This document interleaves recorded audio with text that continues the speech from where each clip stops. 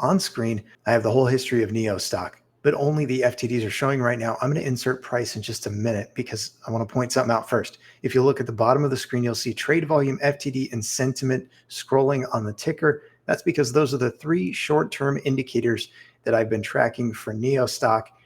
And now it's time to hone in on this one point that I want to make. This time frame in here, and it was about September of 2020 through March 2022. During that time frame, we had an absence or a significant drop off of the FTDs. This one little spike here was over 1 million FTDs where there could have been naked shorting going on or manipulation of the stock price. Now, the rest of the time, we've had lots of spikes, lots of elevated levels with the FTDs.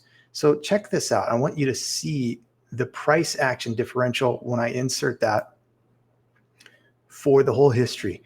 And look at what happens. This is such a huge difference during the time frame that those FTDs dropped off. Now, I don't think those are the only things to track, and because we never get them real time, I just report or talk about them after the fact when we do get them. But for example, the idea that there were just over 1 million, and then if you fast forward to this side, the most recent, and the trend was this, there were actually 4 days consecutively where there were over 2 million shares that could be located, over 2 million of FTDs back to back to back to back trade days for NIO stock. That's just in the recent history.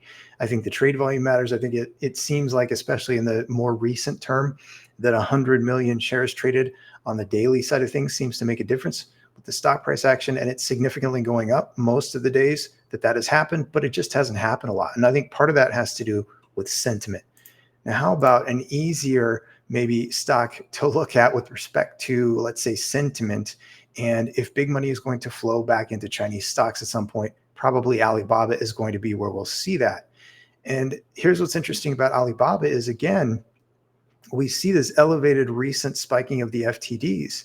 And what's crazy is Alibaba has been doing share buybacks for a while now. But if their share buybacks are being offset and there's not true price discovery coming through, then that could be keeping the price from moving up the way that it potentially could in the way that it did during this time frame where, again, those FTDs dropped off.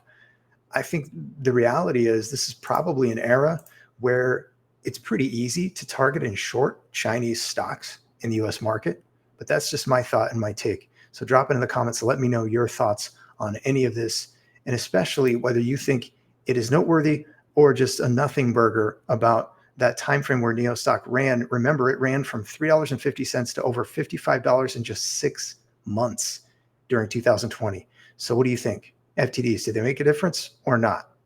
Thanks. Have a great day. I'll see y'all again very soon.